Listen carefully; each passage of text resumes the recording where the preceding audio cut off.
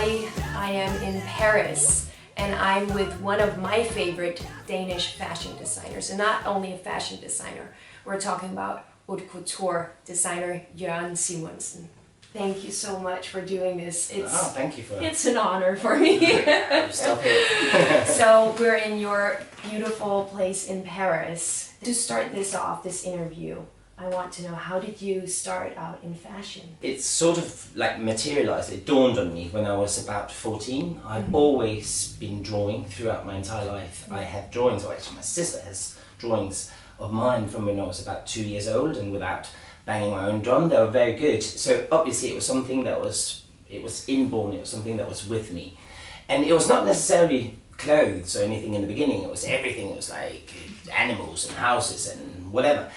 I believe, or I think, something that was in me and just needed a way of coming out. Around the age of 14, where I sort of like, after seeing an interview on Danish television with the actress Susse Wold, that interviewed Erik Mortensen, who was the chief designer at Balmain at that time, where it was kind of, it was like an epiphany almost. It was like, wow, someone can actually make a career out of this, and someone can actually, or you can actually have a life doing this. I went to Paris when I was 18, bought a one-way ticket.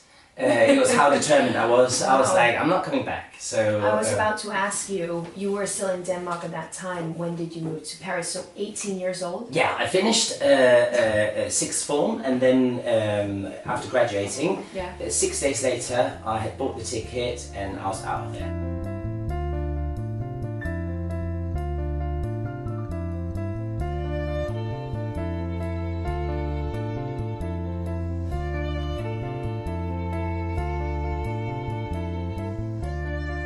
18 years old, leaving for Paris, becoming a fashion designer. I mean, it was about as far removed from my reality back then as it could possibly be. So your education, you went to which school? I went to a school called ESMOD, École Supérieure de la Mode et du Design. There you go. Wow. I can say that in a minute if you want me to. Yeah, okay.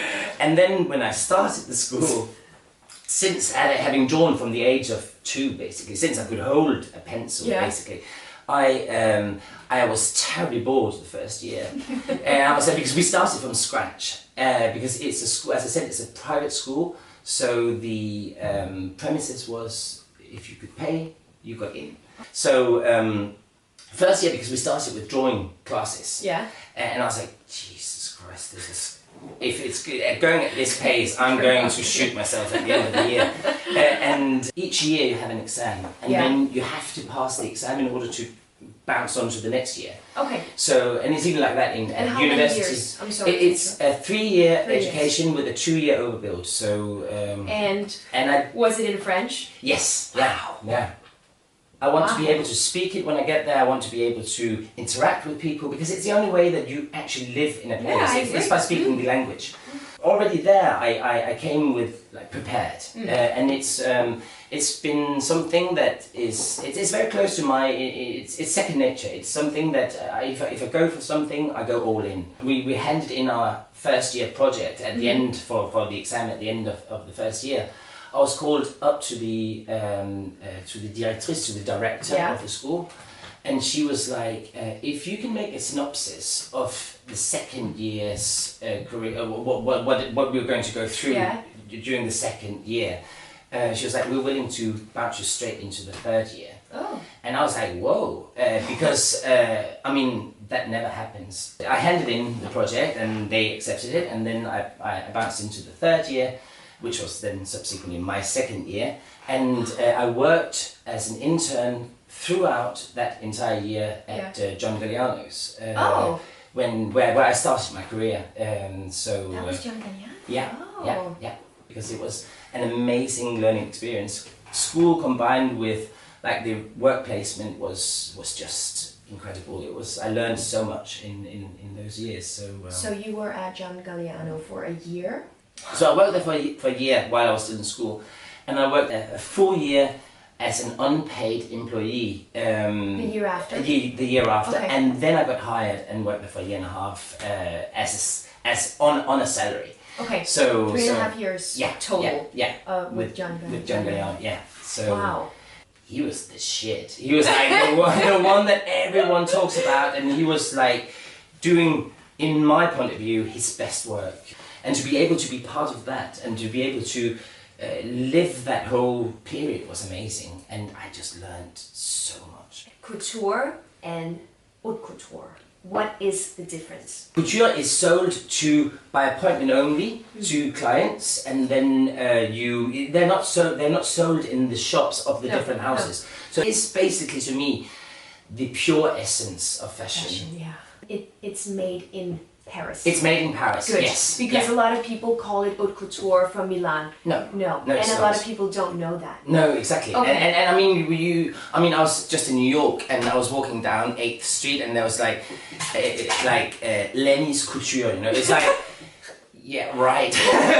No, Lenny, it might be nice, but it is not couture, because it is something that you have to have the agreement from the Chambre Syndicale. Yeah. And you can be a corresponding member, or you can be an invited member, but you have to have the invitation. It's a little bit like a private club. And you got that invitation.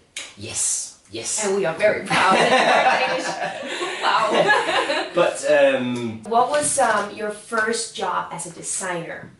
There were 4 people that I set out to work for when I started my whole career, being John Galliano, Karl Lagerfeld, Alexander McQueen, and Yves Saint Laurent. Unfortunately, I never ever managed to work for Saint Laurent, which was like the dream. We might have dreams, but not all of them come true, even though I've been blessed with a fantastic career. So, but then Chanel, and then back to Givenchy, okay, where Lee McQueen had been appointed head designer at that time. So I got 1 season with Alexander McQueen before I was headhunted to take over at Versace in Italy. It was right after he got brutally murdered in Miami, and they had been looking for someone to be able to do the couture and the high-end ready-to-wear, and I got the job. So that was my first job. Coming back to your initial question, that was my first job, because for Lee McQueen and for Karl Lagerfeld and John Galliano, I've been working as an assistant, of course. Okay. But here at Versace, working with Donatella, obviously the sister of Gianni, I was the number 1. So that was quite amazing.